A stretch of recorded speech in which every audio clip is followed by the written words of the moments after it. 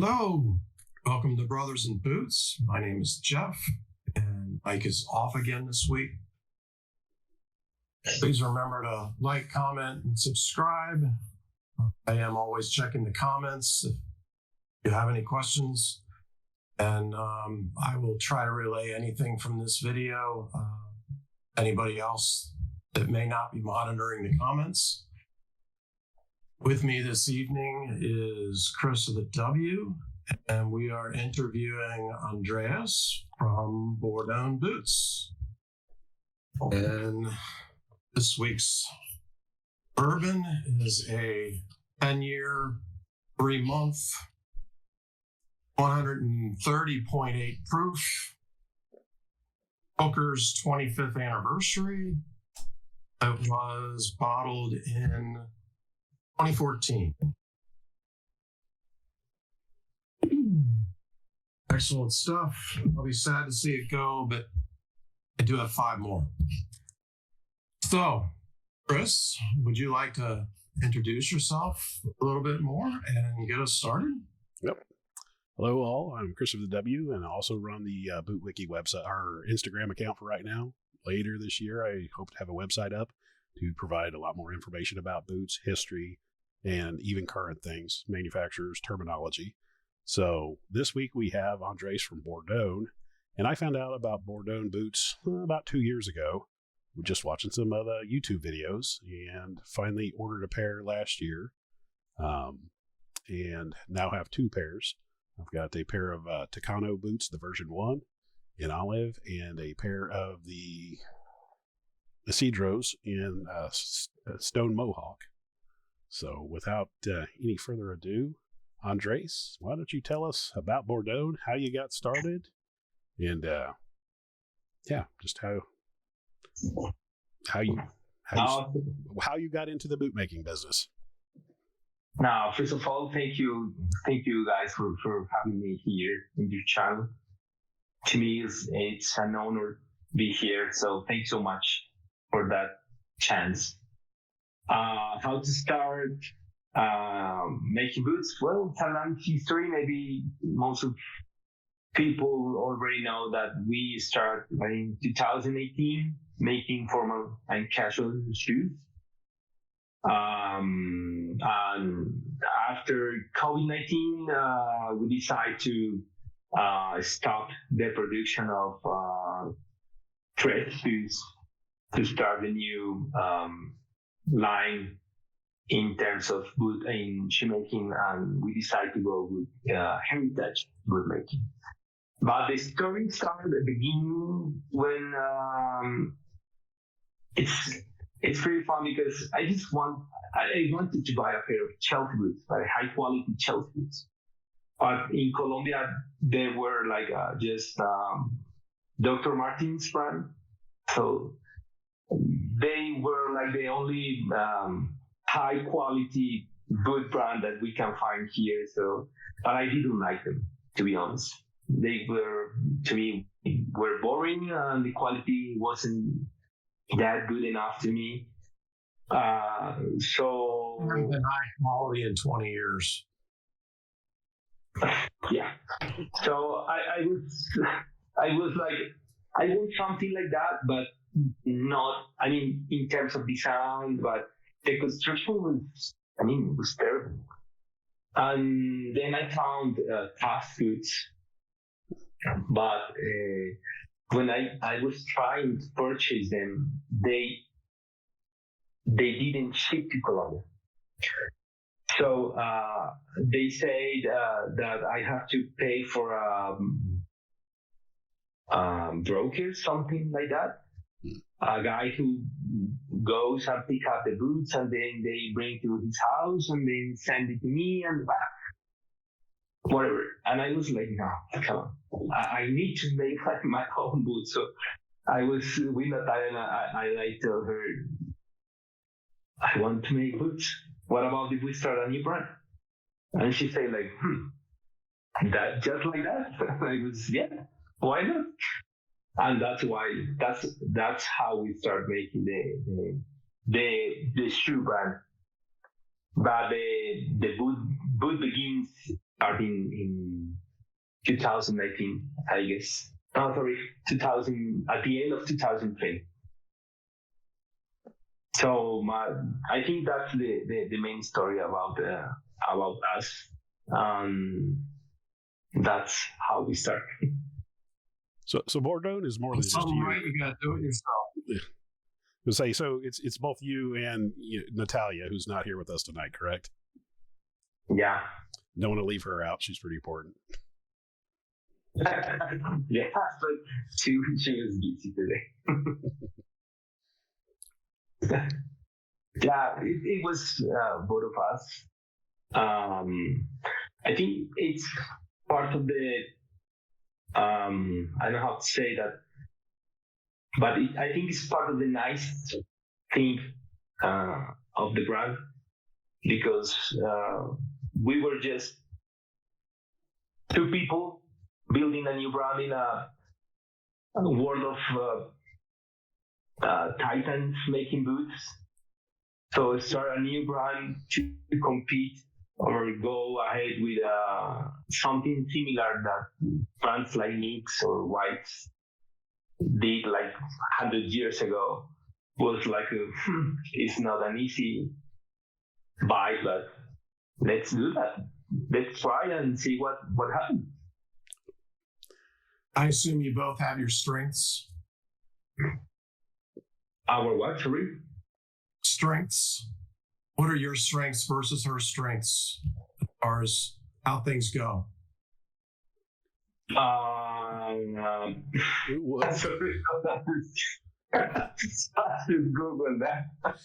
So what are the things that are that you're better at and that she is better at that you bring to the business? Sorry, so sorry.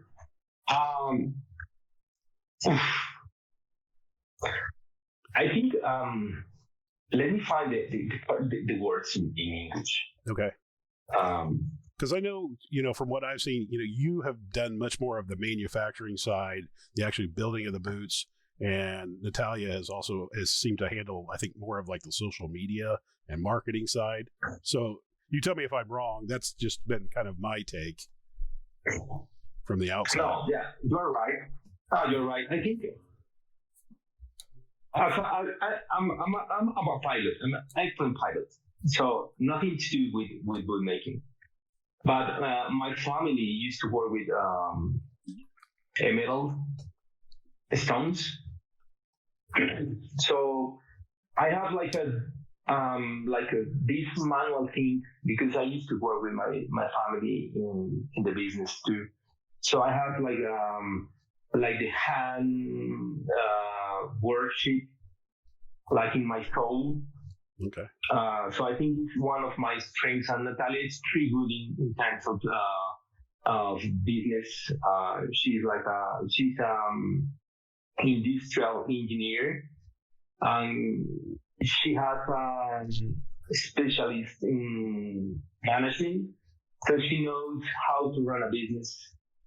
She knows how to start to grow a business, how to manage the business in terms of cash flow, all of that kind of stuff that a business needs, especially when you start a small business. So I think most of the most important strengths that we have are like the workmanship from me, the business management from her. So I think those advantage we have make like a real good deal for the business, I think. So a great partnership between you two that bring critical pieces of the business that independent of each other, the business wouldn't work, but bring them together and you get that whole package. Correct. That's the I saw that she manages or admins your Facebook group. Yeah, she manages the Facebook group. No, actually, the Facebook group is not from us. I mean, we have like a fan page called Bordon Handmade Goods Enthusiast that is managed by a customer. It's not managed by us, actually. Oh, okay. There's one called Bordon Columbia Boot Enthusiasts. Yeah, And that one. two admins are Natalia Herrera and John Lowe. John Luke. Yeah. John is a customer from us, and he started the group. He give us like the clearance to not manage, but like a bit of power over the fan page group to interact or log people or something like that. But we are actually, he is the one that managed the group. Okay, that makes sense. Yeah. So we should invest more in terms of social media and Facebook. I know we know that we should do that. So one of the things that Certainly where I spend most of my time. oh yeah. So Sorry? he said that's where he spends a lot of his time, on social media. Yeah, a lot of time. Yep.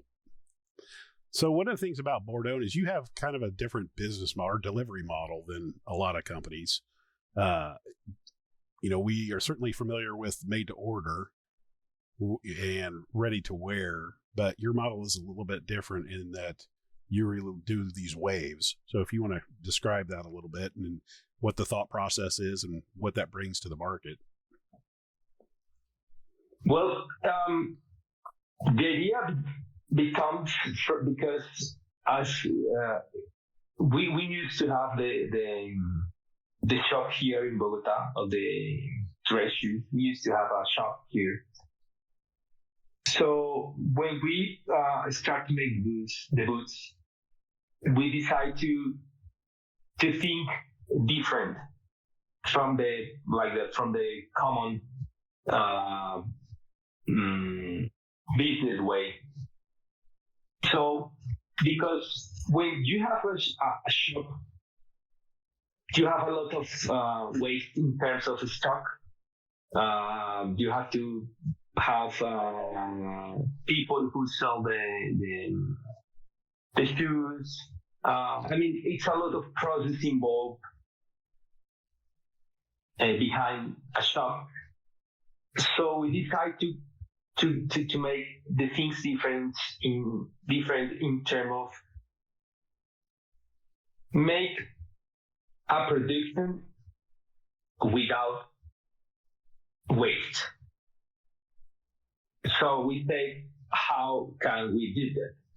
We don't want to have stocks. We don't have to stock in terms of boots and stocks in terms of leather, soles, threads. It's a lot of money that ready to wear or standard retail shop needs to work. So the idea was like, it is possible to make I didn't know that made to order model could work in that way. So I was like, let's try and see what is going on. Just open some ways or windows or batch in specific dates and see how it goes. The worst thing that it could happen is that the customers say, no, I don't like that. I don't be interested in your business model. So, okay, if that happens, let's see how can we make ready-to-wear boots or see what can we do. But when we start to see that the Windows business model start to work, we say, okay, it works. So we keep that business model and go ahead. But the problem was that you need to satisfy the taste of you guys in terms of quality, in terms of leather, in terms of finishing. So when we start, Chris, we used to have, for example, here in Colombia, it was super hard to find a third party that makes that kind of boots exactly as we wanted. So we start with the third party, and the guy said, okay, there is no problem. It's like a normal shoe, whatever. And we start to make that. But when we start to see the final results, we were not that happy at all. I mean, the business model was perfect, was great, because we don't have waste. But the problem was that the third party didn't accomplish the delivery times from them. The quality wasn't that good. So it was hard, to be honest. It was hard because when you start to see that you could send to the customers that that is not perfect as you really want to, you start to say, you're throwing too much at them at once. yeah. So we were like, it's not easy. It's not easy. I think we cannot accomplish and cannot continue with the idea. But we start to continue working together and looking for new factories outside Colombia, inside too. But the problem was that here in Colombia we don't have like this kind of craftsmanship, because the old guys who used to know that kind of craftsmanship, they are tired. They are retired. They don't want to make more shoes. They don't want to know more about the shoe business, because here in Colombia is not good, to be honest. I mean, the big factories that we have here that produce mass production shoes don't pay fair salary to the workers. So when we start to make that move, unfortunately. What was that, Jeff? yeah, I think he heard me. Throwaway society. Oh, yeah. Like the rest of the world is becoming. Yes. So when we start to see that the third party we used to work with was doing the same thing with the workers, we said, this thing couldn't go like that, because all the time he was raising the prices to us all the time. But we thought that when he raised the prices to us, we thought that he also increased the payment of his workers. But when we start to notice that, we say, I'm so sorry, but we cannot continue working with you, because you are raising the prices to us, but the people are still earning the same amount of money, and at the same time we are increasing our quality control, and we were more I'd say that like picky in terms of quality. So when we start to be super picky with the quality, with the leather, with the stitches and all that kind of stuff, the workers say, Andres and Natalia, you are not paying to us a fair amount of money. I was like, what? Your boss is raising the prices all the time. And he says, he always pays the same to us. And he say, I was, no, come on. I start to talk with the boss, and I say, no, sorry, we cannot continue doing that. We cannot continue doing that because you are not paying to them a fairly pay. you are destroying the leathers, because most of the leathers that we bring from Wicked and Craig, they crack it, they rip it, you cannot imagine how many heights of leather we lost because of that. And that's why we decided to go with Natalia, we decided to say, no, let's make everything in-house. So it's the only way to accomplish. They were probably dry lasting, and they may have even been using a lasting machine, and some of this leather really needs to be wet lasted. Yeah, but there was an old guy that made the lasting by hand, but dry. You are correct. They made it dry. And one problem was that first it was a dry leather. Sorry.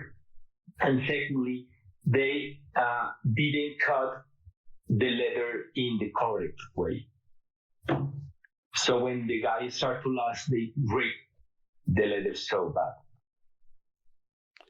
But at the end, we discovered that why the guy shows like an interest to continue making our boots, because the boots has a lot of work, to be honest. I mean, when we start to make the boots in house, we say, wow. I mean, it's a lot of work. I mean, you cannot. I mean, I cannot explain the amount of work each pair has. Some workers don't have the motivation to handle it in the most economical way. So, I mean, you're doing batches, so you could be cutting patterns out or multiple pairs of boots all at once. You could do a bunch of counters all at once, or you could do a bunch of quarters all at once, or you could just do one boot at a time. And by changing that, you're changing the amount of waste that you have. And they probably wouldn't be anywhere near as motivated to do that as you. Yeah, for sure. Yeah, they were old. Maybe they were tired. The salary wasn't that good, so they say, no, we are not interested anymore. Oh, also the soles. The guy who used to stitch who used to make the stitch down. You cannot imagine, that guy destroyed hundreds of soles or rubber soles because the stitch down at the beginning was so bad. I have to be honest, it was so bad. He broke the threads. He goes again on the same hole. He restitched the old thread. No, it was a mess. It's really hard to do. Really hard to do. Yes. I mean, that machine is fast. That machine is evil. It can get away from you. That is hard to do. Yes, it's super hard, but it's super fun. I think when I would start stitching the boots, because I have to learn by myself with the handle, of course. And Lee Miller, to be honest, Lee Miller was one of the first. I mean, the only one who say do it in that way. I was surprised because a guy from another country who doesn't know me showing me how to do that, to me was, wow, that's incredible. So learn how to stitch the boot was totally crazy.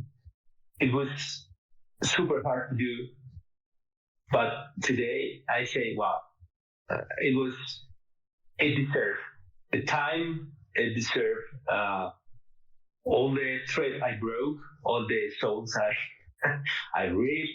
It really deserved it. You were talking about, was Pablo from DeMar?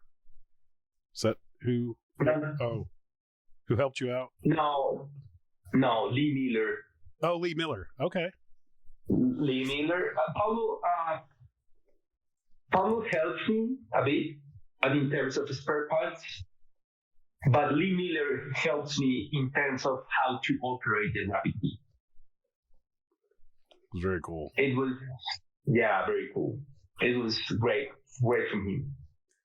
So when you start bringing stuff in house, it was what, first you were bottoming the boots, doing the stitch down and the soles, and so kind of talk about that process, where you went from bringing some stuff in house to where you're at now with everything being in house. Yeah, when we start to see that the third party start making the things without love and passion, we start to say, okay, let's bring part of the production with us and start to see how it goes. For example, the guy, we bring the leather, we bring the soles, we bring everything to him. He made the cut, he made the sewing, he made the lasting, he made the soling, healing, everything. But when we start to see an evidence that for example, the soling, all the soling stage and the finishing stage wasn't that good enough, we say, no, we need to improve that. How? I don't know, but we need to do that. So I was start to reading, watching YouTube videos, mixed videos, Lee Miller, Instagram. He teach me a lot in terms of sizing of heels, how to build the heel, how to. It was crazy. So when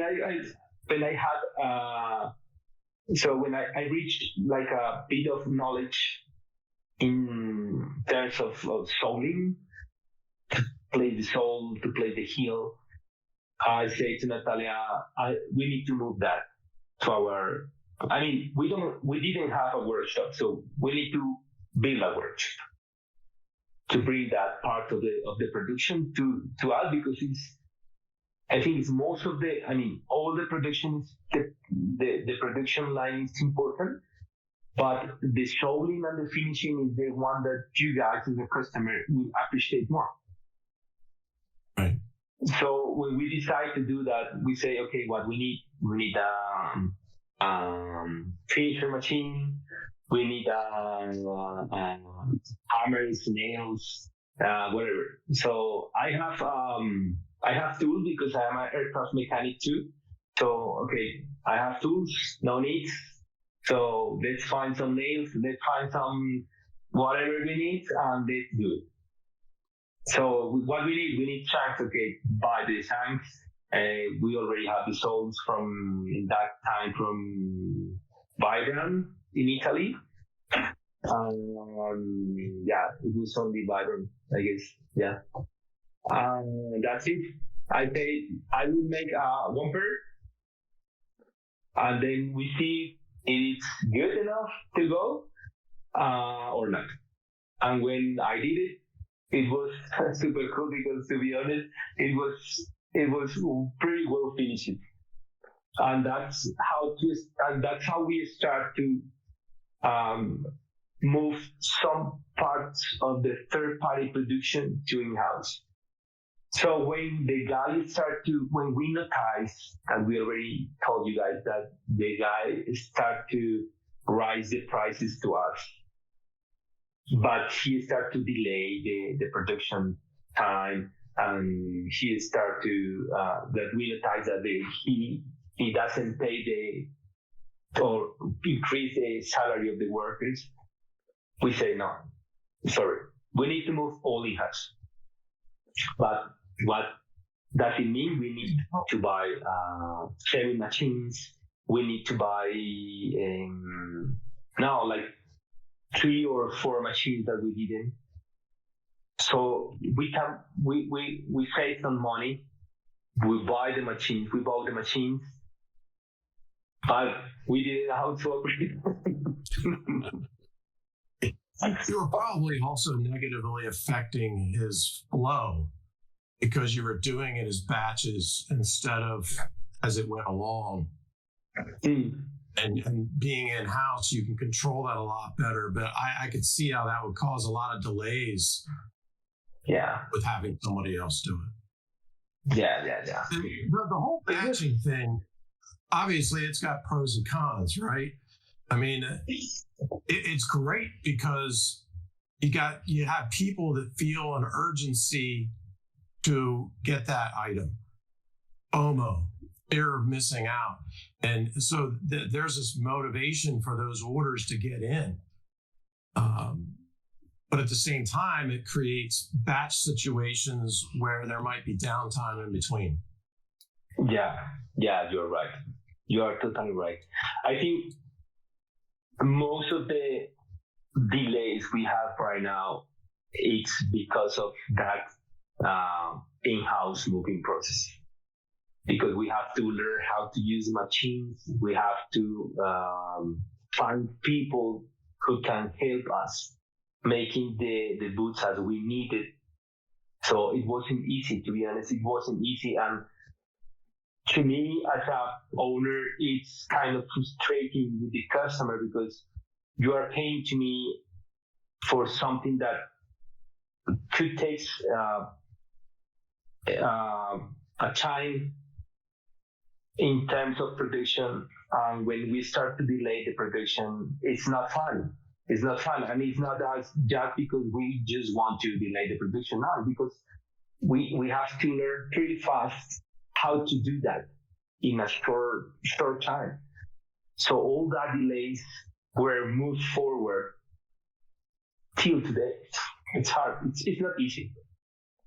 You are 100% in-house. And right now, only yes. Delayed by learning curve. Only what? Only delayed by learning curve. Yeah. But the most of the delay was also because the third party used to have some left person production, and he took like 4 months to give us just the lasting boot. I mean, they could just lasting into the last. So he took like 4 months. So imagine he took 4 months. Then we have to learn how to sew. Then we have how to stitch, how to sew. It was hard.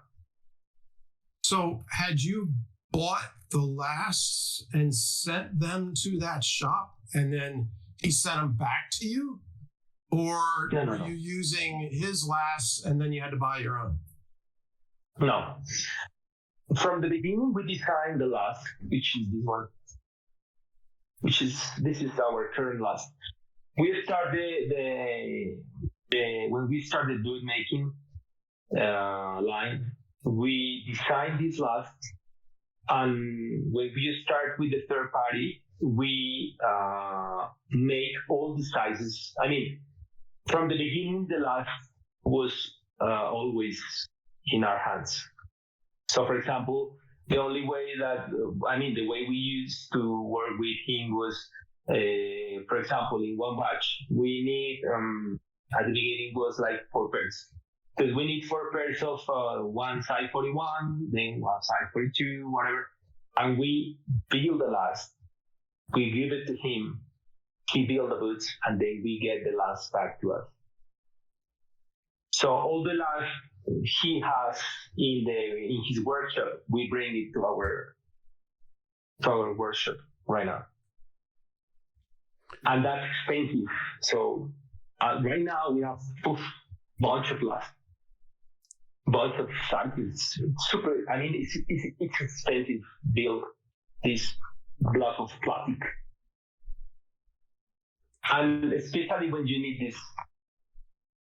Yeah, the metal costs more. Yeah. No, nobody do that. Oh. I have to do it by my own. Oh, really? Yes. Oh, It's a good thing you're a handy fellow. Yeah. As you know, I am an aircraft mechanic, so I'm a specialist in structure and composite structural materials in airplanes. So I know how to do that, but it takes a lot of time to do. just on aircraft metal?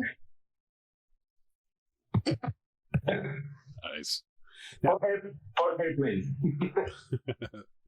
Now, all your boots are made using the same last, correct? All 3 models? Yeah.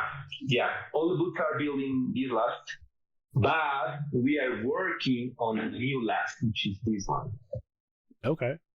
More sleek. Is it? It's more sleek in the heel. It has narrow heels.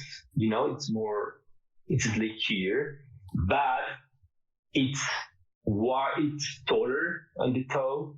It's taller on the instep, and it's wider on the forefoot here. Okay. But it's shorter compared to this one. Okay. So is that based on customer feedback from the original last, or? Yeah, many customers are BiB, and many of them have a high instep, and some of them have their toes goes upwards just a bit. So they was asking if we can make a new last that was taller a bit and the instep was higher. We are working on that right now. And also they say I'm a wider feet on the forefoot, high instep, but my heels are narrower. Sorry. Are the so we say okay. Does the higher instep translate into a higher arch as well? Or no, in this case, no. Just higher instep, higher toe box, and wider, narrower heels, but not that much arch support. So I think this last is more suitable for wedge soles, because as you can see, for example, this one it's wider. Yeah. But when you see side by side, the band and the instep is lower. Definitely. Okay. So we are working on that last. I'm making some tests if the patterns we already have. It looks like all the directions I'd move. I said it looks like an exciting last. It looks like all the directions I would personally choose as well. It looks like I am making some tests on the last, because the problem, no, it's not a problem. It's the last is shorter. So in the time we will launch the last, for example, customers should go outside up from Branagh. Okay. But the advantage is that we will have a BiB right now. We will start from BiB, then E, double E, triple E, and if you need 4E, we can do that too. You'll tact. So what I know. Go ahead. What is D the most popular width that you actually produce? I assume, or is it E? No, actually not. But I mean, our E-width was developed with a Italian partner that makes a wonderful last. But the advantage of this last is that it's super well balanced. So a person who uses a V-width will not have problems with this one, because of course it's wider. It will fit super nice inside the boot because it's super well balanced over here in the bum. As you can see, this part of the forefoot here is not that wide. But when people need a D width, we say no, go with our E width, because we don't have D. So we have a lot of D width, but of course they use the E one. But right now when we approve that one, they can choose the D width. Okay. Well, I can say this with your current last. I've got a 44E on both my pairs of boots, and I'm an 11.5D Branagh, and these fit me perfectly. You're tied with Truman boots for my best fitting boots. their 79 last and your last fit my foot absolutely perfectly. Okay, Yeah. That's great. Yeah, so I think the first last was, we developed it with time. We made a lot of changes. We invest a lot of time building the first last. So I think it's part of the success because the last works for most of the food shapes. If you are D, if you are E, it will work in terms of width and length, because the last is more, it's sleek, but at the same time, it's like a bulky last, just a bit. So it's like this kind of mix in rugged and sleeker and stylish, but that makes our last pretty comfortable. Yeah. And as you can see, if you hold the boot, you cannot appreciate actually the real last. Nope. Because, for example, in the boot, you see the toe is taller toe. Also here. I like the collar toes. What's the breakout between boots and shoes for you? Oof. No. 60% boots or? Oh, right now? Oh, we don't produce any more shoes. Okay, 100% boots. So 100% boots. We have some from 2018. We still have some shoes. That's why I don't like stock or ready-to-wear products.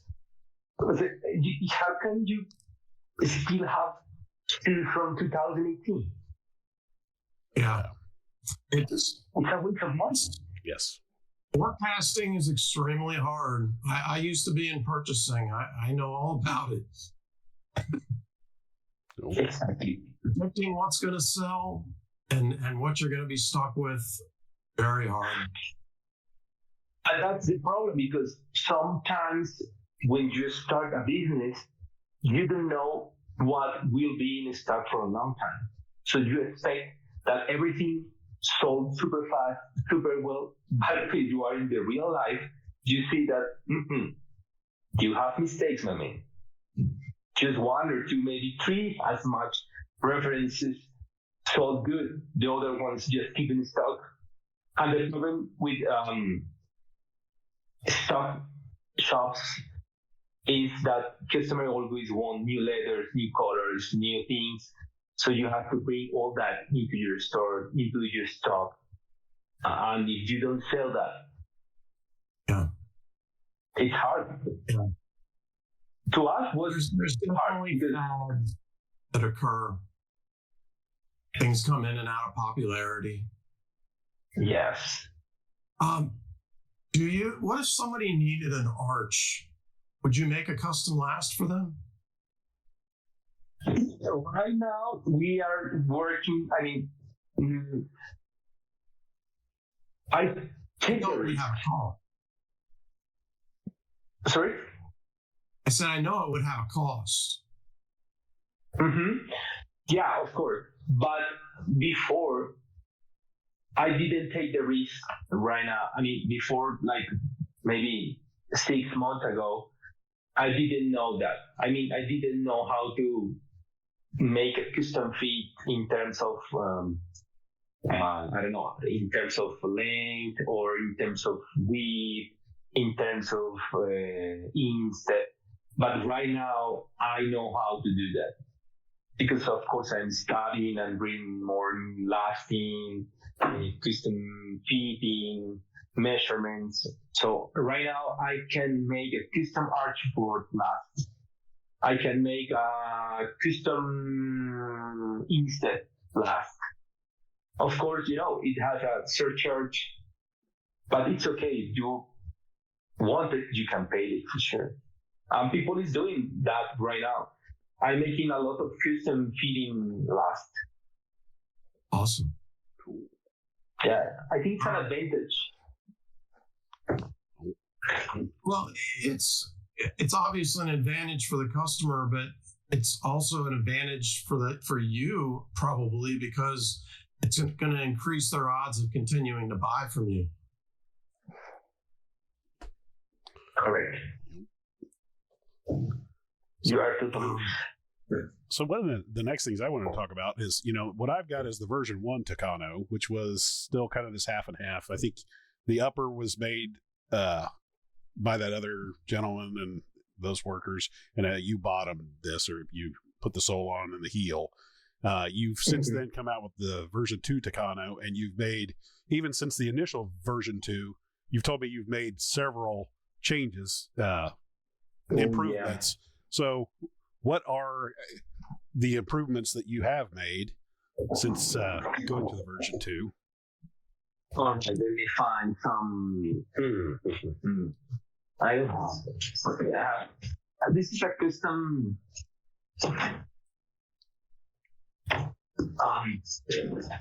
This is a custom return for something, but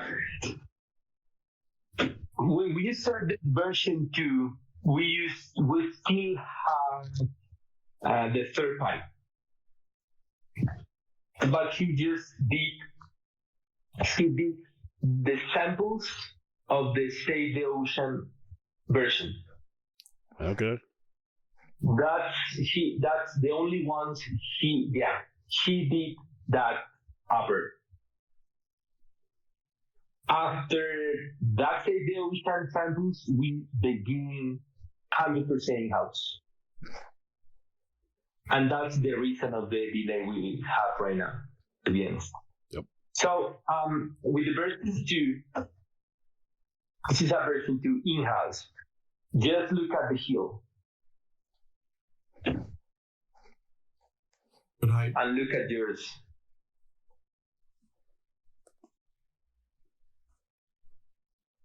Okay. You see that? Yeah. So you've got the bump out. So it's exactly comes back and comes back in. Mm-hmm. So what we did was we adjust the pattern here in the heels, making a turn. We call it a turn in the pattern that makes that it will grab your heel much better compared to the one you have. Okay. So if you see your pair over here, it looks like straight. Mm-hmm. You see? Yep. And the heel is not showing like the last heel shape. Very well, look. Oh, yeah. You see? So it's a lot straighter. Exactly. And look at how it's the last. Okay, yeah. So you definitely locks that heel in a lot more. Exactly. When you try or use a new, for example, the 100% in-house version, you will feel the difference. I mean, it's a different boot. Okay. Which is even more important on your Chelseas. Which is even more important on your Chelseas. Yeah, it rocks better your foot. It feels like your foot it's on a glove. You know what I mean? It feels like I don't know how to say that, but like a bespoke shoe. Mm-hmm. Because it grabs all your foot, all your ankle pretty well. So the first upgrade we did when we start with that heel area. Okay. Also, for example, the quarters that you want to have, please. And this is the version 2. So we move forward the quarters just a bit because the ones you have, the quarters are like here, maybe. Oh yeah. Hold your foot better, yeah. Mm-hmm. Yeah, that's so we move that forward, which translates in better fit and reduce the tightness of the boot. And the boot is less snug here because the quarters are forward and you are not lacing your boots over here, that will annoying your instep a lot. You've hit a real nice spot there. It's nice to have the laces more forward so that you can conform your fit better. Yep. But at the same time, most people don't like that aesthetic. Because it's shorter. Like, for example, this monkey boot. Oh, yeah. It's very, very far forward. But most people don't like that look. Most people want their pants to come down over the beginning of the laces. I think that's kind of a nice normal look. I really like that lace to toe. The lace to toe is the same on boots? Lace to toe, not necessarily. A lace to toe is going to have like one less eyelet than this. All right. Monkey boots are even more forward than a lace to toe. Okay. It creates a weird look, for sure. Yeah. Some people don't like that look. Sometimes it's kind of a look that only a mother could love. It's got certain characteristics and personality. But I happen to really like it. Yeah, me too. And they're really comfortable. I like that. Excellent. Yeah, but yes, you are right. We have to be like that's another thing is that I am making new patterns, but when the pattern be ready to go, I want to be sure about the fitting and all the modifications that we need to do before launch the pattern, because we still upgrade this version. We still upgrade every single day. You cannot imagine how many improvements we make. For example, if we make that stitching in that way, today we say, no, let's do that in another way that will improve the quality, will improve the fit, will improve the strength of the boot.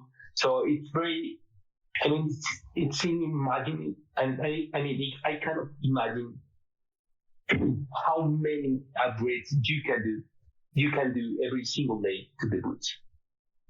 And the customers didn't know that. Right. So you just get your boot. Okay, that's your pair of boots. We don't charge any money to you, but you are getting a pretty super upgrade pair of boots without knowing that. So I think it's nice to me because customers are appreciating that.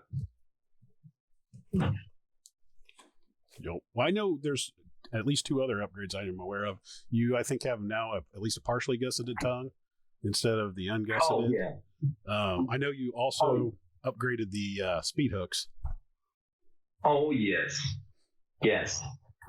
The version 1, we're still making, but from 100 pairs, we make like one pair of B1 right now because boot lovers prefer the gusseted tongue. But at the beginning, we used to make the gusseted tongue just up to here.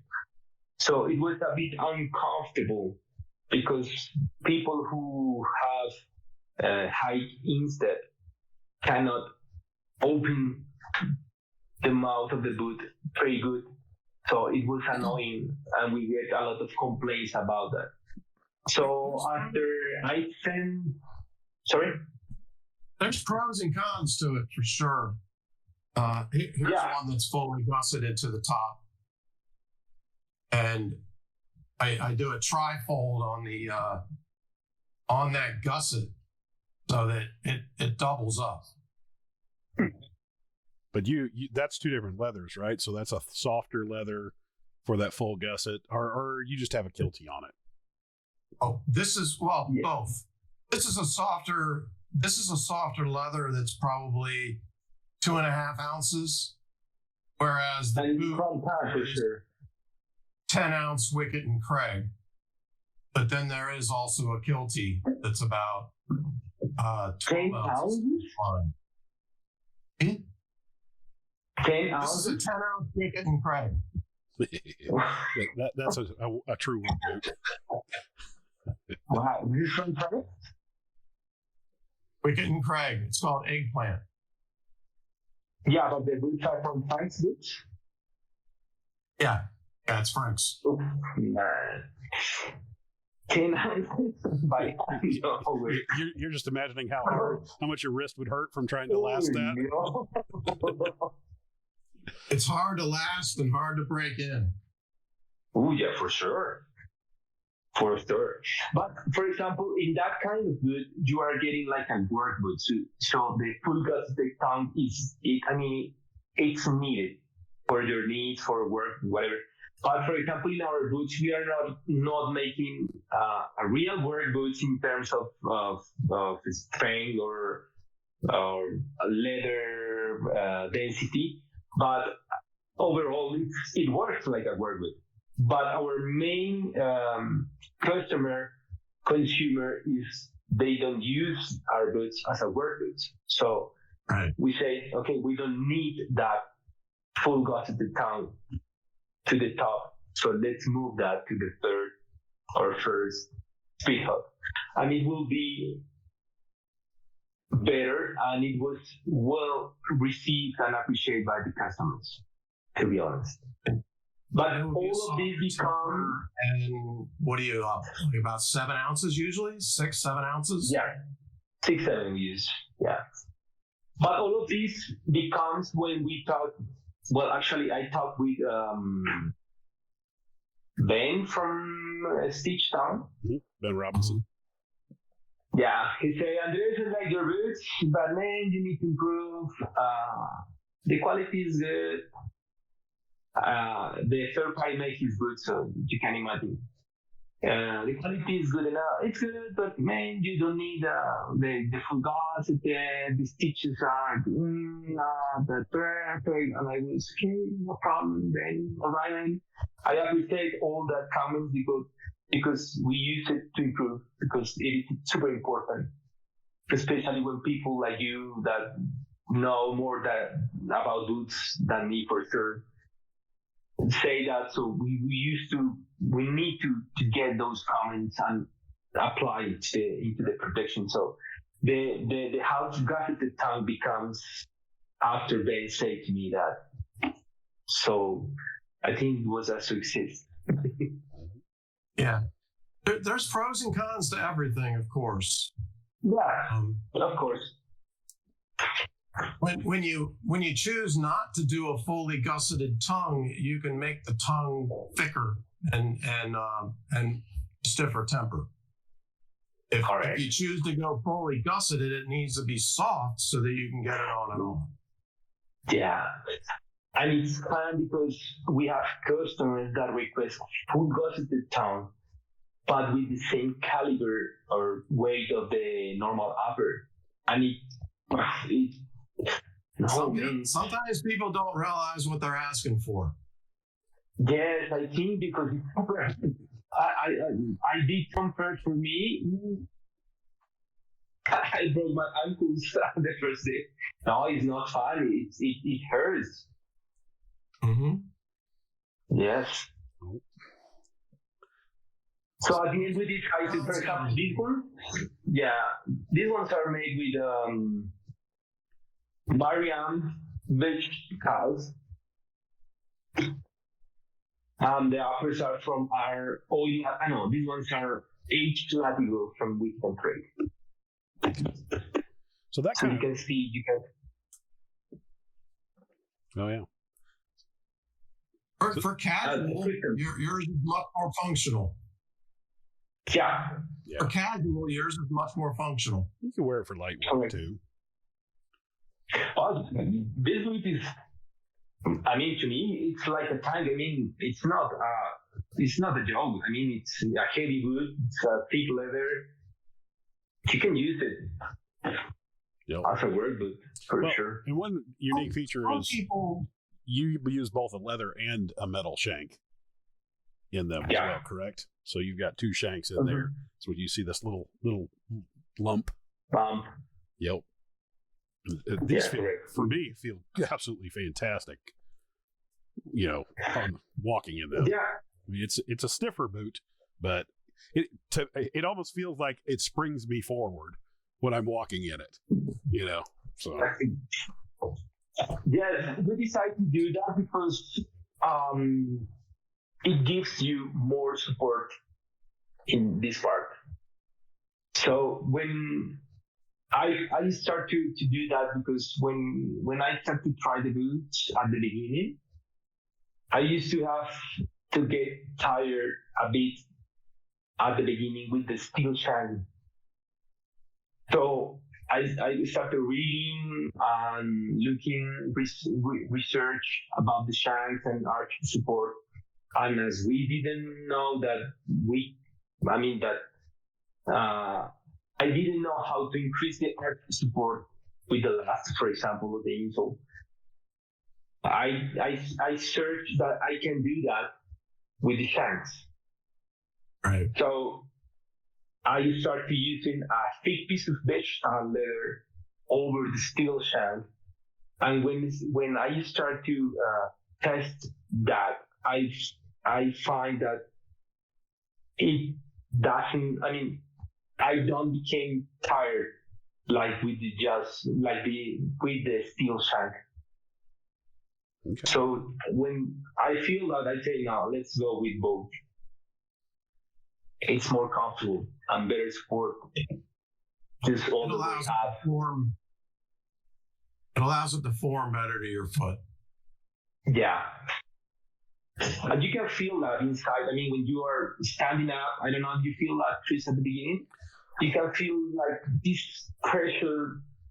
I don't remember so much at the beginning. The one thing I do remember, because I got mine in the winter, and with how much leather is in these, winter is not a great time to break these in because it was so cold that you really need the warmth of the leather. So I think once it started warming up, I wore these for about a month straight to get that, the footbed really broken in. But I don't remember for sure. I just remember it wasn't that it wasn't painful or anything like that. It just wasn't forming to my foot at all. So every time I stuck my foot in, it was still just that almost new feeling of the leather until it warmed up. And then, now it's taken, the shape of my toes and stuff like that. But it definitely, nice. Feels different than I think any other pair of boots that I have. And like I said, I prefer it. And if you're a heavier guy like me, this really has been fantastic. Yeah, and actually the commando sole for heavy people, to me, it's better because particularly the each side lock sole, the one that you have, have like more cushion, more support compared, for example, to the steel one. This sole to me, it's kind of hard. It's not that supportive like sole. It's a bit uncomfortable to me, for example, to me. Right. The commando feels much more better. Yep. So that's the reason why we use that. I always say you will feel that pressure underneath your arch. And with the time, of course, we'll feel better every single day. Absolutely.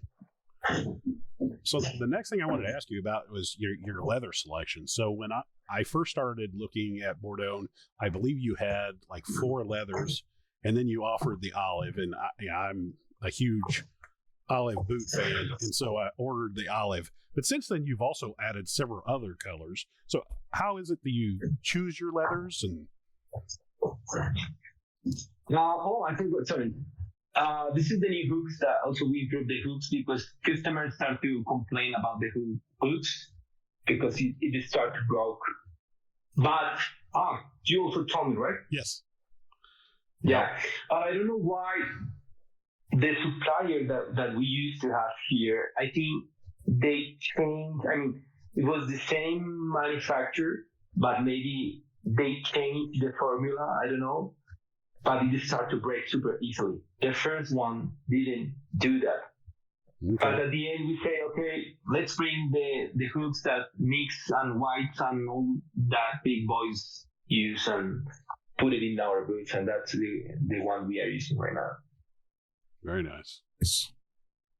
Yeah. The leathers. Well, with Natalia, we always make like a meeting about the new things we want to launch, and maybe inspiration. For example, the wetlands, something related with the earth and the planet. So when we make a new leather color or relaunch, we always think the inspiration to launch it. The problem about that is that you should find the leather that you want in a small quantity. So, for example, the last one we used was the Horween, the wax flesh. It wasn't easy to find, to be honest. I mean, it is easy to find, but you could get, I mean, if you don't want huge quantities, you should get small quantities, but the prices are super high. Mm-hmm. Well, So there's also two different avenues. And they got Tannery Row if you're real small, or you can go straight Horween if you want to buy a drum. But I found a way to talk with Horween directly. I don't know how, but I did. So the good news is they can supply to me in one time. Okay. So it's very nice. That's why we can hold. I mean, the price, of course, is higher compared to the normal one because Horween is more expensive. Mm.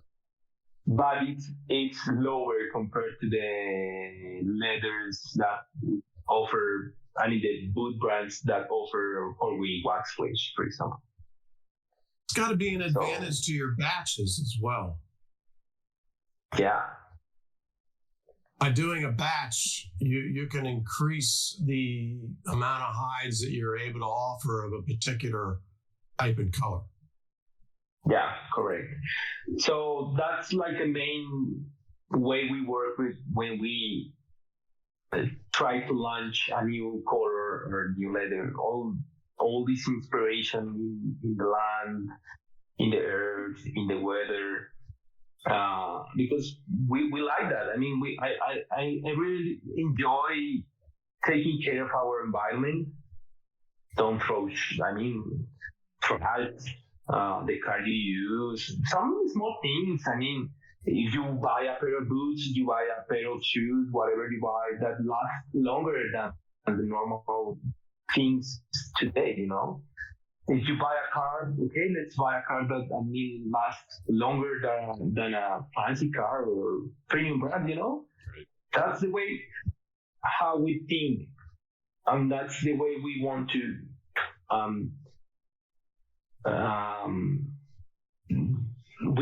do with our boots.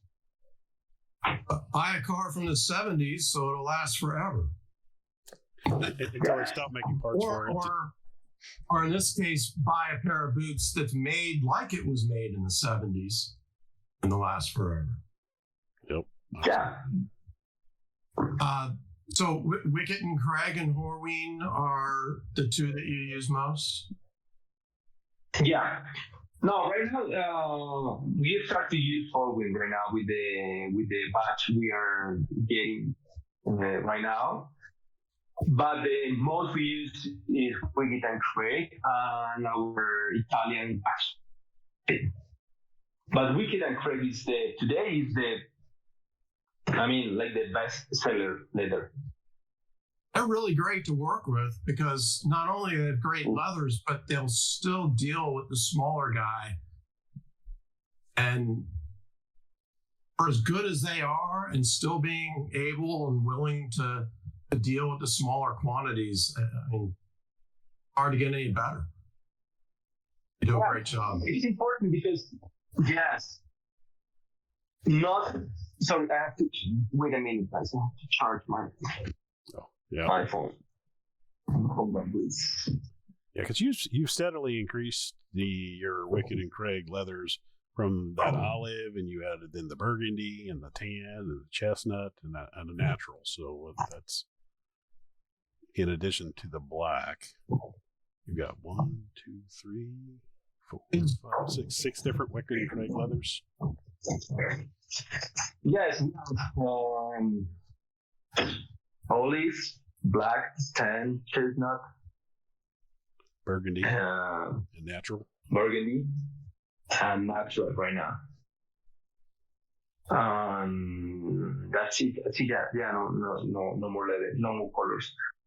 But we are working to get more colors, but at the same time, new leathers from them. Okay. We are working with them to make new developments because, as you say, they give like advantages in terms of production. So you don't need like a full drum to develop a new color or new texture or whatever. So they give you like these kind of facilities to work with them. Your midsoles are oak bark tan in Colombia, right? So you deal with a Colombian tannery. Do you ever buy upper leather from a Colombian tannery? No. Just for samples. I mean, to try new. Just to make new pattern adjustments or something like that. But to sell, not. Because our leathers are not good, to be honest. Most of the leathers are pigmented, bad quality. The higher quality hides our export. So we don't. I don't like that, to be honest. So I had some samples. I don't have it here right now. Made out of local leather, but no, you cannot. You regret this? No, it's not. It's another deal. No, I'm not here. Yeah, it's the answer I expected, but I gotta ask. I'm always curious. Oh yeah. We interviewed somebody that builds boots in India, and so I was really interested in their local tanneries. So, and he pretty much said the same thing that you did. So, I think the only leather we can to me, of course, that I can rescue in terms of quality are the best ones. For the soles, we use for the midsoles, for the heels, insoles and heels. Because it's pretty well finished, and it's the only certified best tannery in Colombia. So that's why we use it. If we didn't find this tannery right now, I think we should import also the shoulders and the croupons from maybe Italy. I don't know. What percentage of your customers are Colombian? What percentage of your sales stay in the country? Really? Is it that nobody knows about your company in Colombia, or the market is just not willing? Yeah, spend the money. Okay, that makes sense. They're perfectly happy with Doc Martens and Nikes. No, it's another world. I mean, just an example.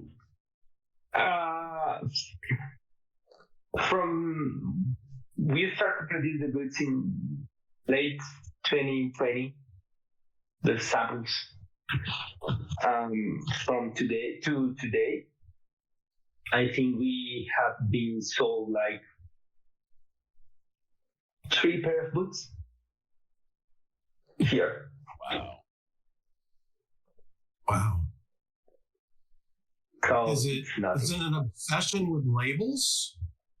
Or what kind of boots Are they buying boots and shoes because it's got some fancy label like Ralph Lauren or Calvin Klein or whatever? Yeah, I think it's all is included. Your label, also your knowledge in terms of quality, in terms of footwear, prices, and maybe fashion, because we have Salvatore Ferragamo here, we have Louis Vuitton, we have Hermes, we have all those kind of fancy brands, and people buy it, people use it, but we don't have, but we don't have whites, we don't have nicks, because people don't know them. But if they know them, the prices are crazy. Even if they have the money to buy them, those kind of boots are super heavy to use here because we don't have seasons. Right. So, for example, here in Bogota, we have a normal temperature of 15, 16 degrees up to 18. And in the nights, we have 11 degrees Celsius.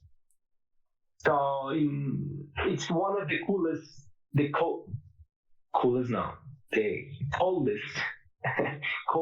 cities in Colombia. So the other ones are in the coast. So you have summer in the time, so you don't need boots. So I think it's when are making something like we are making on those kind of prices with those kind of design, that to be honest, nobody uses that here in Colombia, because if it is done, if it's not Dr. Martens in terms of boots, there is no other boot brands around. So you are buying garbage, but they don't know that Dr. Martens are garbage. So it's hard. So we have it's one of the biggest things that we battle. Yeah, the customers who we have here, it's because they go to your country, buy whites, nicks, all those brands, and they discover us on Instagram, that saying that we can build something like that. But here in Colombia, they say, okay, let's do that. I need those guys. But man, three people in 40 years.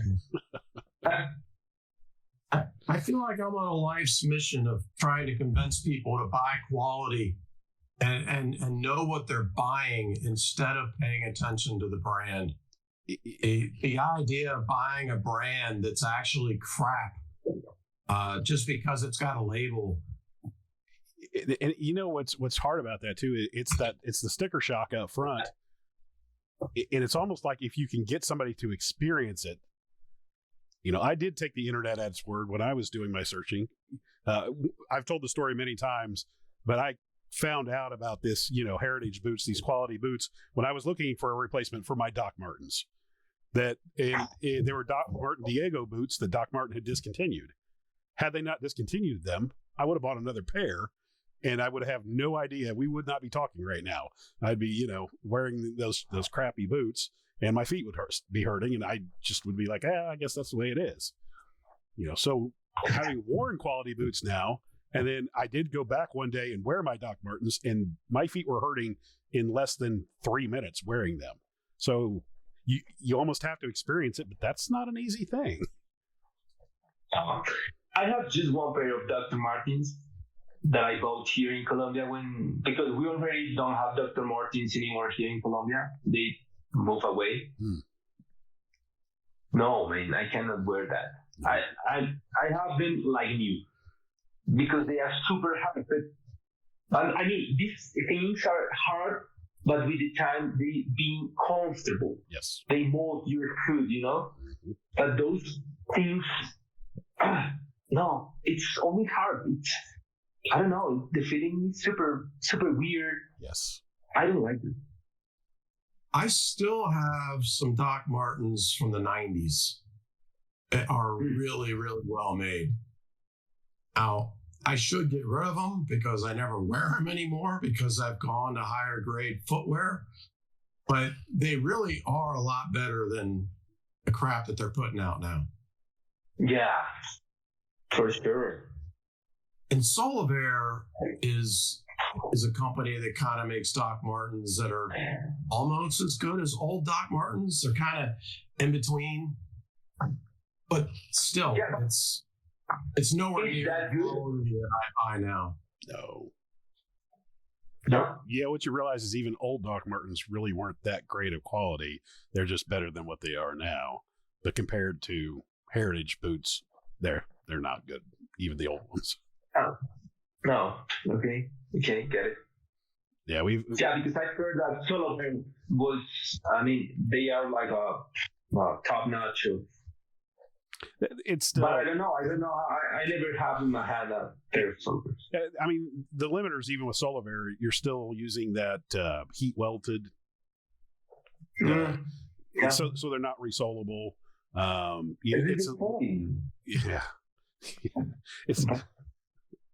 I mean, the leather is better quality, but it's not great quality. It's also the pigmented leathers. Yeah, so it is technically resolable, but it doesn't mean every cobbler can do it. Probably only 20% of them.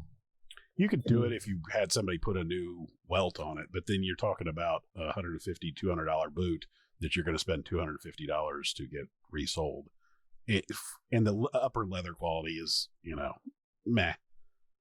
And it still won't look the same. It won't have that distinctive Doc Marten with less the yellow thread look of a Solaver or the Doc Marten look with their plastic welt. And distinctive thread pattern.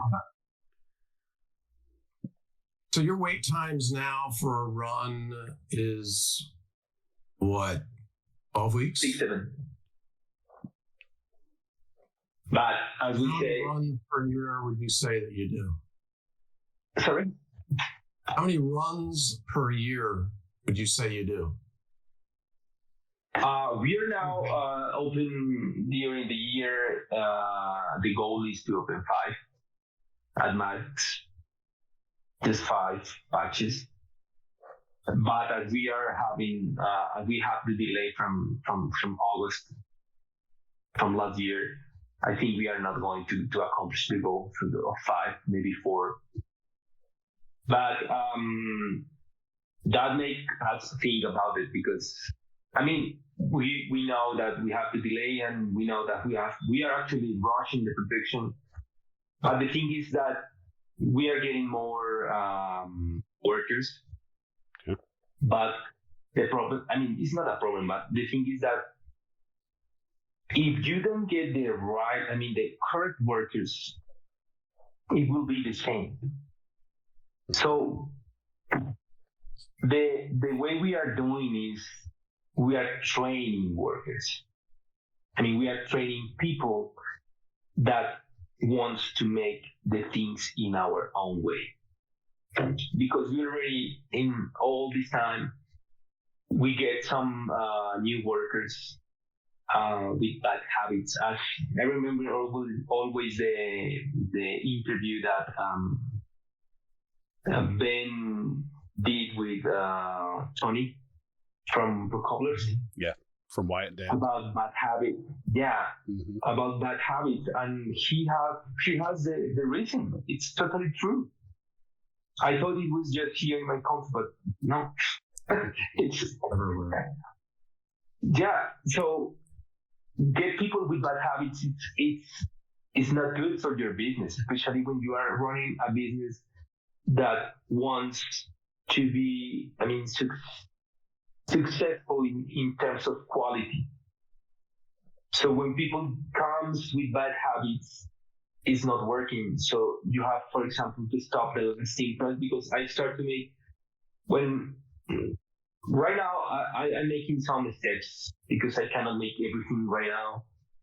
But I know how to zone. I know how to last. I should learn how to last the boots. I learned that I have turn the leather in warm water for better lasting.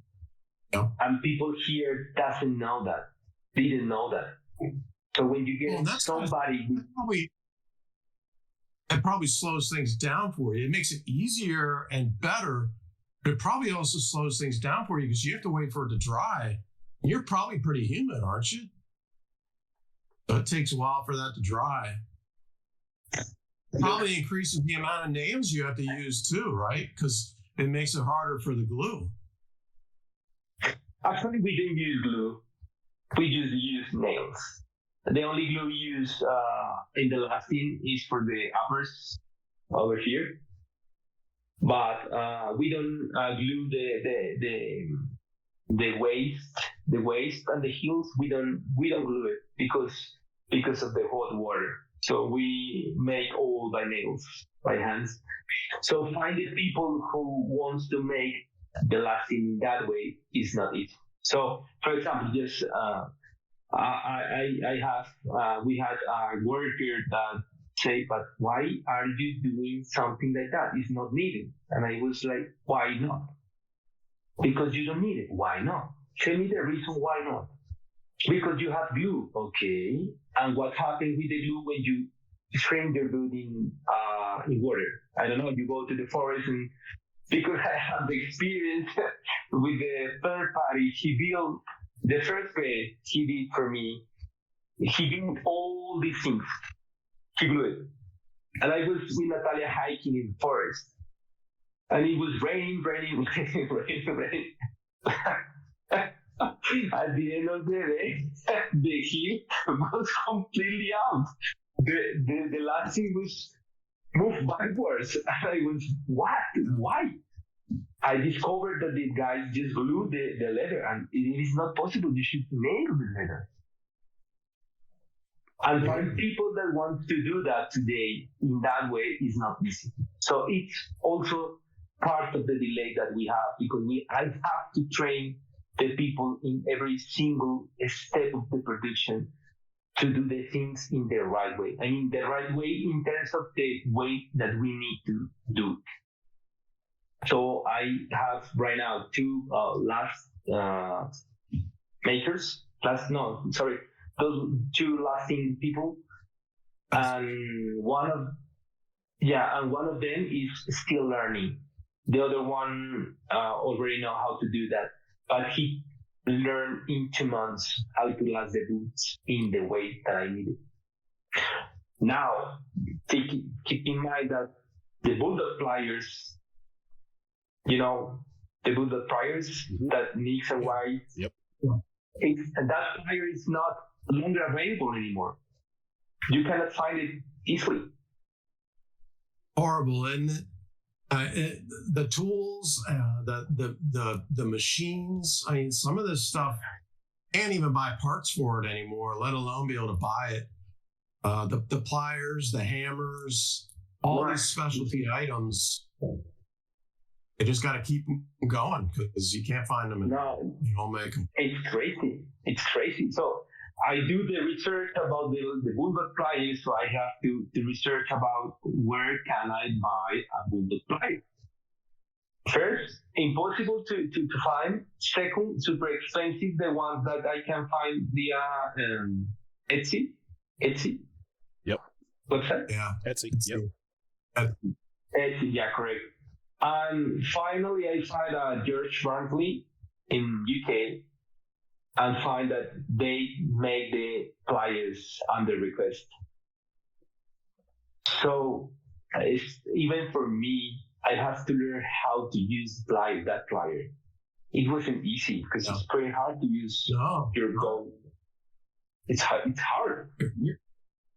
Your hands don't look like you could do it very well. Your hands look too nice. Yeah. Very hard work. Yeah, so I had to learn how to do that, how to use that bulldog plier, and then I have to learn how to speak to the guy that never used that plier how to use that plier. So it wasn't easy. So most of customers, I know we have the delay. I know we have the responsibility to accomplish your times, but most of people don't know the improvements and all the how to say the risk and all those kind of stuff that we are making behind the like the social media part to get a high quality pair of boots. So at the end of the day, we say, okay, we know that we have the delay. It's done by hand. Thanks for your patience. But the most satisfactory thing is that when the guy that waits 1 year right now for a pair of boots, get the boots and say, wow, it totally works the way we say. I know it's not the point that to compensate the delay, but it's the work is appreciated, you know? It's really appreciated by the customer. Quality takes time. Yeah. But most of people, I mean, in the boot world, I know that you guys, for example, know that, and you have the patience, you know how it works. But when you start to reach people that don't know how it works, that they think that make a pair of boots like this, it's like make a pair of mass production, I don't know, Dr. Martens. They don't understand that it becomes a problem because they start to get angry. They start to become problematic. They complain everywhere. They complain with PayPal. They complain with banks. I mean, it's totally crazy. Work with that pressure, it's not easy. So we have to work with the pressure from the customer, work with the pressure from PayPal because PayPal is also pressure for us because first we are in Colombia, and second because customers start to complain about the delay times. Sometimes they request how to say when you buy something and ask to the bank to cancel the transaction. Yeah, they're either saying calling you're fraudulent or but you're right, there's a limit to a time limit that they can request a refund for goods and services not provided. And so they're doing that because they don't have their boots yet. Exactly. Yes. So they I was going to say, even inside the boot community, I'm sure Mike or Jeff can attest to this. There are people that don't have the patience. No, yeah, for sure. Which is frustrating because it's like you've ordered more than a single MTO. I understand if you get ghosted by a company, but and you haven't heard from them for months at a time. But even not hearing somebody for a week or two is not being ghosted. It's small companies. There are things that are going to come up that cause delays. You should never, order something like that if your expectation is a Doc Martin type of a thing. Exactly.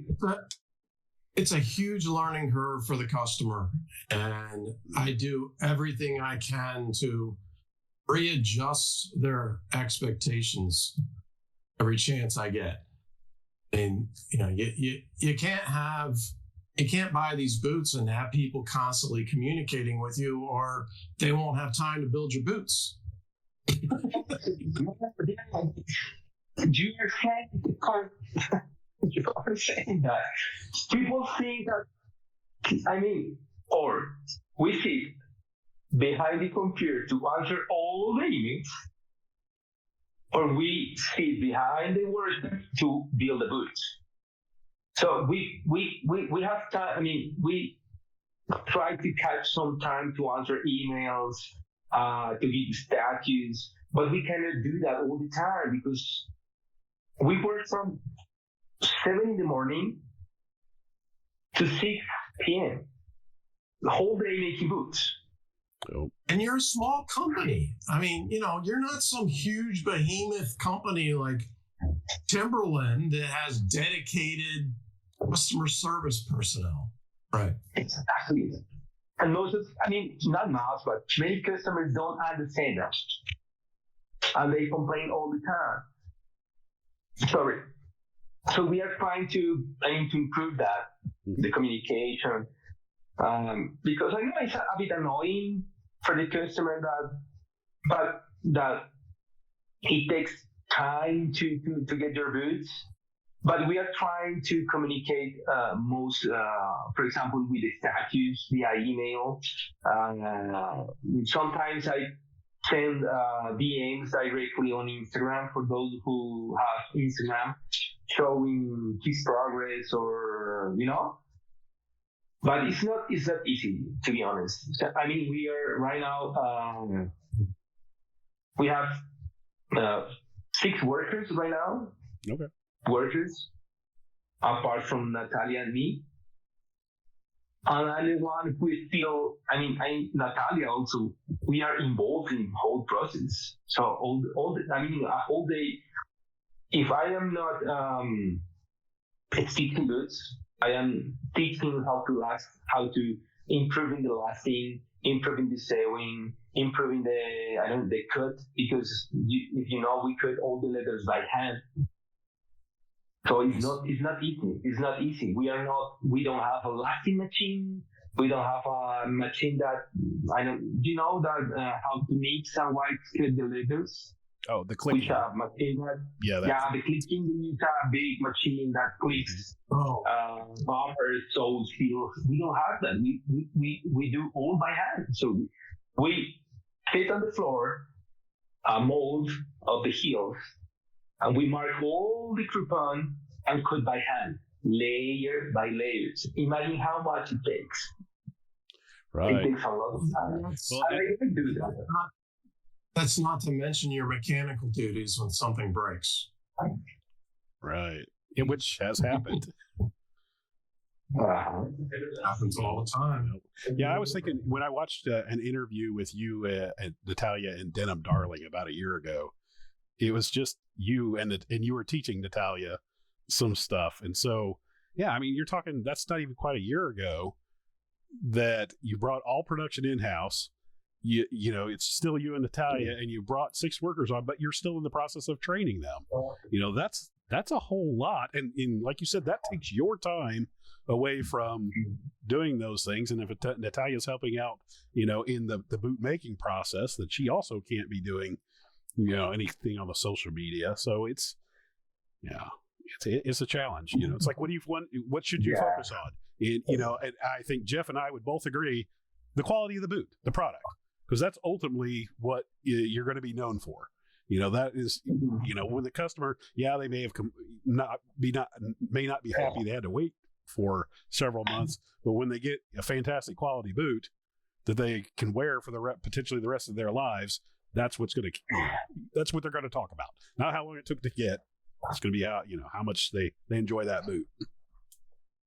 Yeah, actually, we have customers that at the beginning they say, they was laughing at me on Instagram because, okay, good job, you're past the lead time, good job, continue like that, you are passing your lead time. Okay, the good thing is that I'm not going to buy any more from you guys again. Okay, that's great, I'm totally fine, I respect your, okay.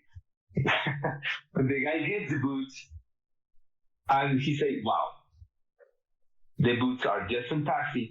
I want another pair. What did you say? What did you say? You say what? You say before that. Mm-hmm. So it's kind of I don't know how to say gratification. I don't know how to say instant gratification versus instant gratification.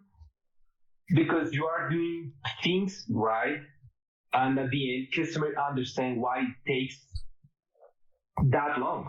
Yep. Well, there's something in the industry called the triple constraints, and that's speed, cost, and quality. So, yeah. In the world of made to order, I mean, you've already established that you have a business model that you're not going to do ready to wear. And why? Because, you don't want to have that waste. You don't want to have products sitting on the shelves. So that takes away that speed option.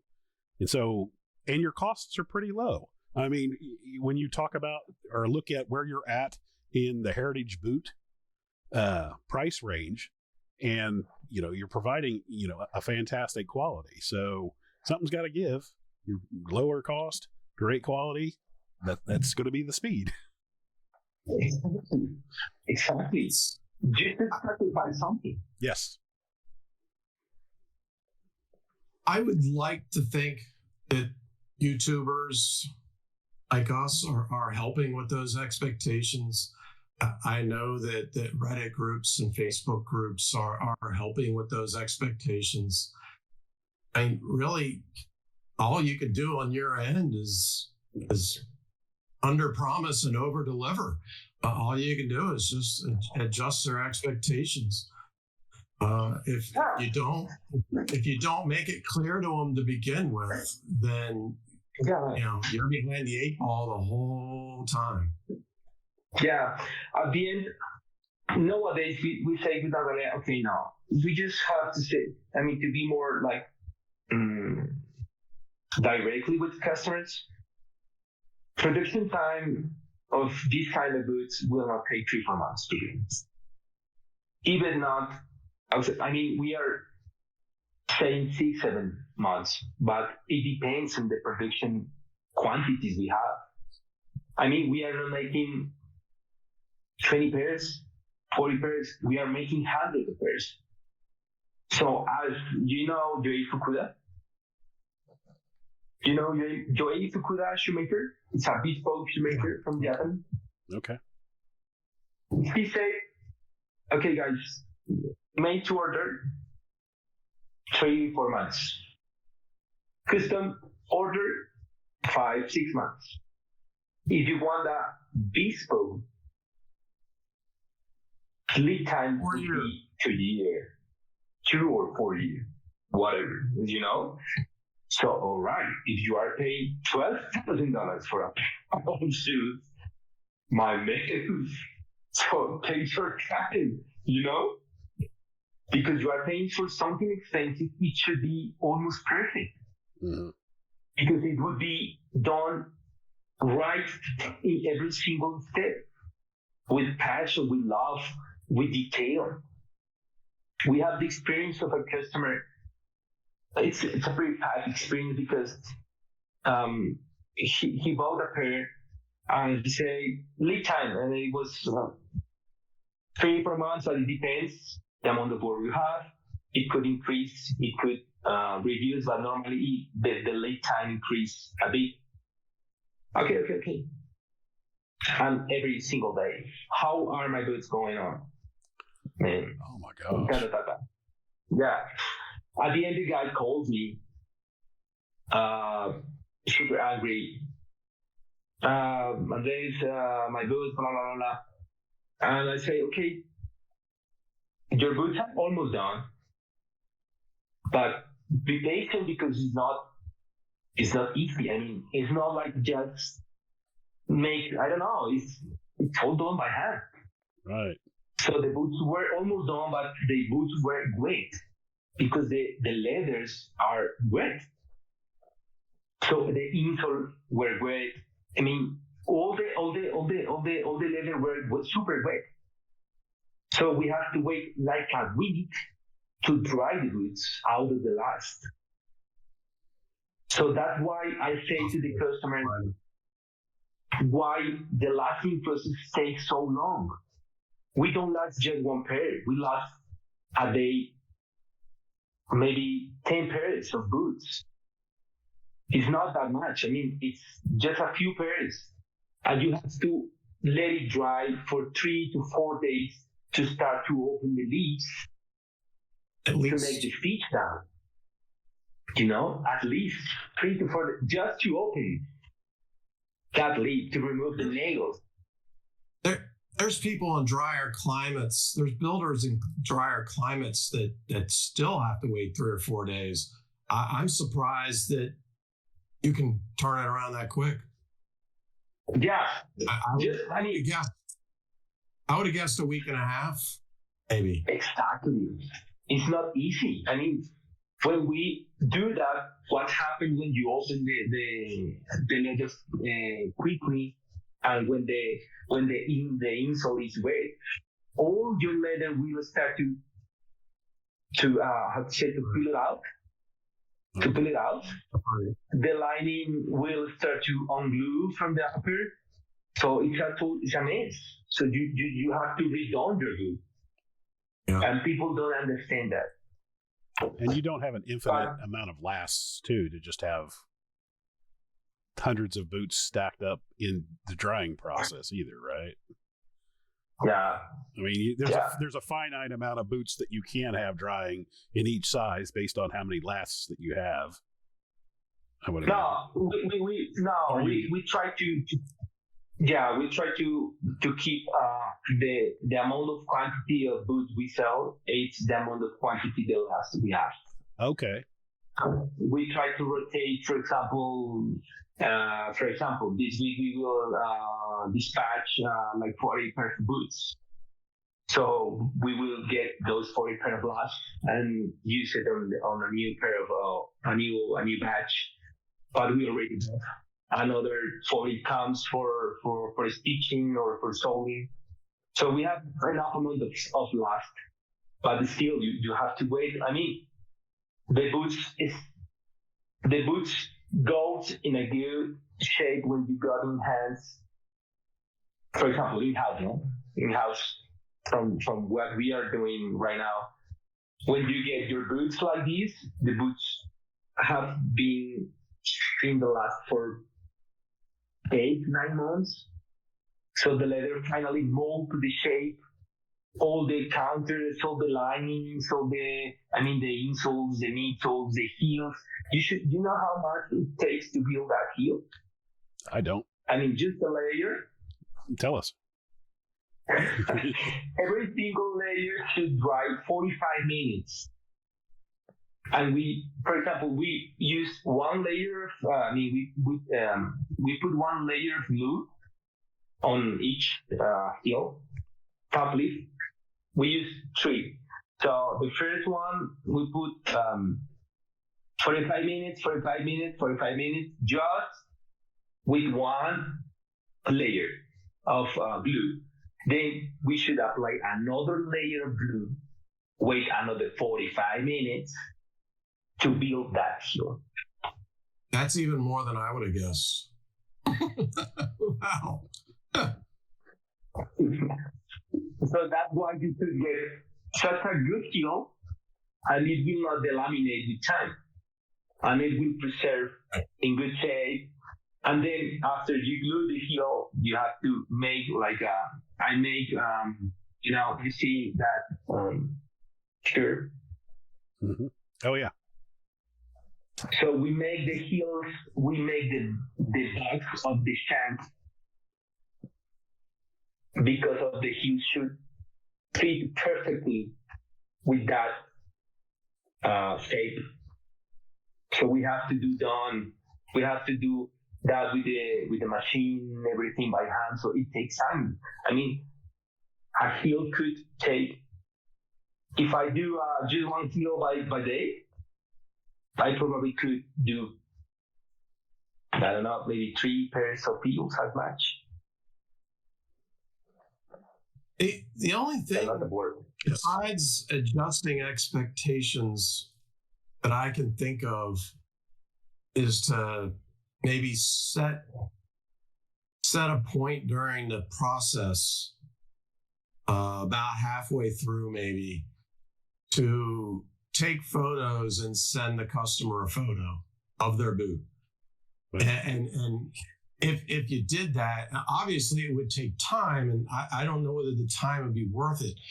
But if you were able to do that, the customer will at least be able to see, well, I can see they're being made. I can see that a boot is being made to my specs. It could help a little. I tell you what Adelante does is they have videos that show different steps of the process. And when your boot is in that step of the process or shoe, they send you an email with a link to that video. It's not of your boot. It's not a picture of it. It is just, hey, your uppers are being sewn, and they show you a video of uppers being shown. So it's kind of like a hybrid. It lets you see what the process is, but then, from the maker standpoint, they don't have to do the pictures of actual boots, so it saves some time like that. So that's a potential. No, actually, you guys we start to do that. Okay. We start to take customer orders directly, pictures, and showing to them that the boots is still in construction, still under construction, their actual process, and they say, okay, they are getting nice, they are fantastic, take your time. So it helps a bit because, maybe